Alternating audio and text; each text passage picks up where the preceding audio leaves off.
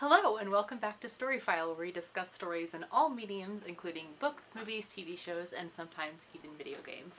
So today I'm going to review Shang-Chi and the Legend of the Ten Rings, which I just saw yesterday. So I've got a couple different points I want to go through, and then just kind of my overall thoughts about the movie. So first of all, this was the second movie I have seen in the theater since the beginning of the pandemic. The first one was Black Widow, and I'm so glad I got to see it in the theater because this movie is visually gorgeous. I think easily the most beautiful Marvel movie to date.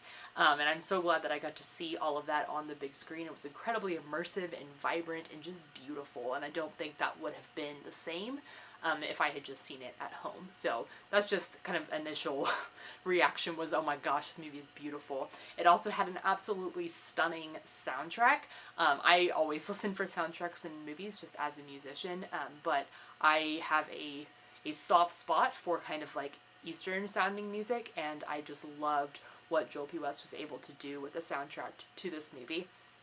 So now on to the actual story. The story itself is kind of simple.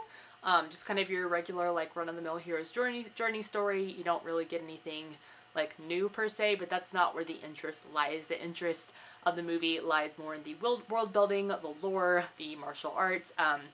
It is a Marvel movie, but it doesn't really feel like a Marvel movie. It really does feel like a breath of fresh air that's not kind of the sameness that Marvel has sometimes fallen into in the past. So I really, really appreciated that.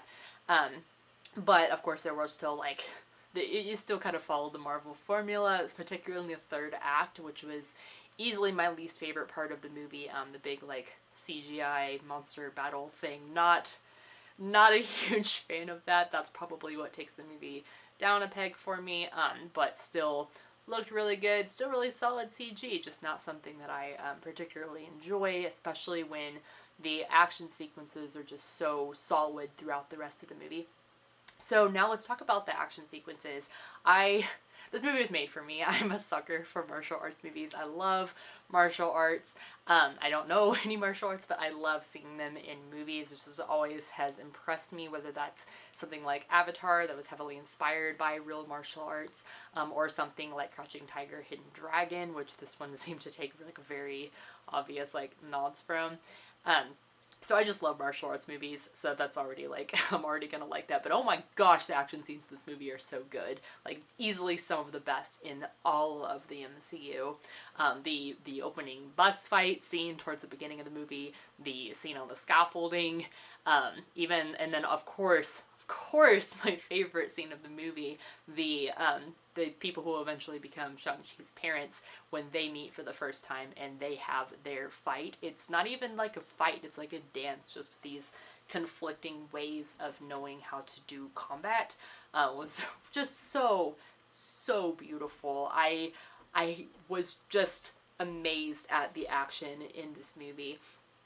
The really hard, fast-paced hand-to-hand combat scenes, like in the bus scene and the scaffolding scene, they were just so much fun to watch. I was on the edge of my seat. I felt like legitimately tired after the scene because there was just so much going on. It was so fast. There was no time to breathe, and I just loved that. It was just so great not having this like flying people with energy beams. Of course, we get that later, but I loved the like high stakes punching scenes. That's always going to be something that I love. As far as characters, I think the characters were all really, really likable. I did not dislike anybody in the movie. I thought they were all really great. My favorite character, I think, would have to be the aunt. I don't remember what her name was, but Shang-Chi's aunt, who lives in the village of Talo, and she is training him to fight like his mother fought, and like this, using the nature and the energy of the great protector dragon to aid him. I thought it was really great. That she was my favorite. I thought she was going to die, and I'm so glad she didn't. Couple other thoughts just from my husband and my conversation. One of the things that I really heard going into this movie was that the villain was one of the best of the MCU. And I think the villain is definitely like Better. Better than a lot of other Marvel villains, especially some of the earlier ones that they're just terrible. So I definitely think he's up there, but my husband was not particularly impressed. He thought he was good, but like not like Thanos level of great. I really like the direction Marvel has taken with the sympathetic villain, where he didn't even really seem like a villain. Like, he was the antagonist, but I don't know that he was a villain. He was misguided. And I think the best way I can explain this, what I'm thinking, is actually to compare to a book I just read, which I'll be doing in my wrap-up video, and that's Death on the Nile. So if you have not read Death on the Nile by Agatha Christie and don't want it spoiled for you, then go ahead and skip ahead a little bit till I'm done talking about this. So Death on the Nile takes place on a boat where a very rich woman and her new husband are on their honeymoon, and she ends up dead. So of course the great Hercule Poirot is there to help try to solve the mystery.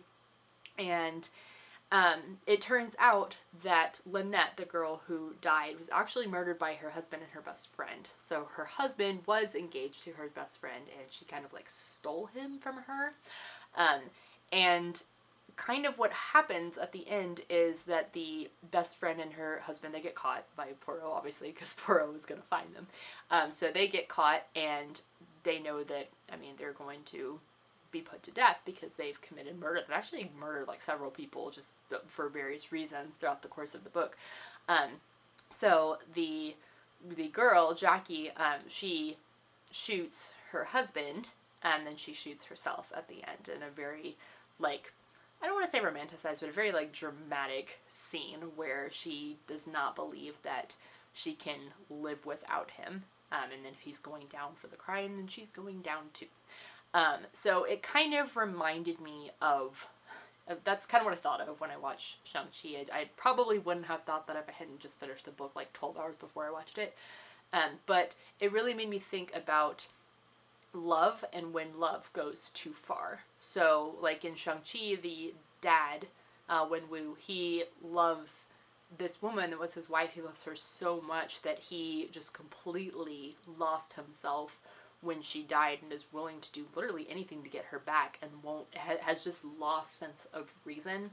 And when he does finally discover that she can't come back, then that's the end for him too. So it's very tragic that something as beautiful and as pure as love can just drive humans to do horrible things and even give up on life if it's not the way that they hoped that things would go. So a couple more kind of closing thoughts for the movie.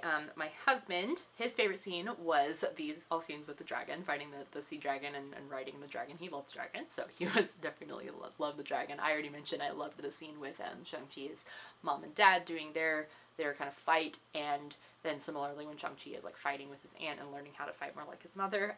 Super great. One like hard criticism is, I don't remember what his name is, Death Dealer, maybe, the like ninja guy with the cool mask. He was so wasted in this movie. I thought he was gonna be some like important person and the identity would be important, but I missed something because he just like died like really quick, and we never found out. Like, he was such a beast, and he like never did anything, then he just died, and I was like, well, okay, that was sad.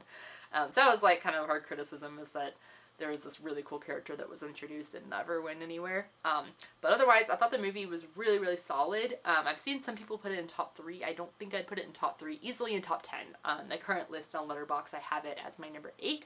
And my third or fourth solo movie after Winter Soldier, Black Panther, and Spider-Man Homecoming. So definitely really solid, a great addition to the MCU with some nice new elements that we hadn't really seen before.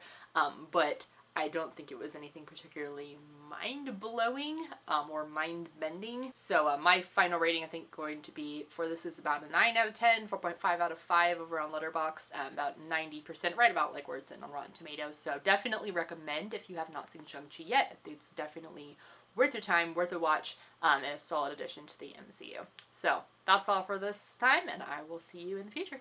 Bye.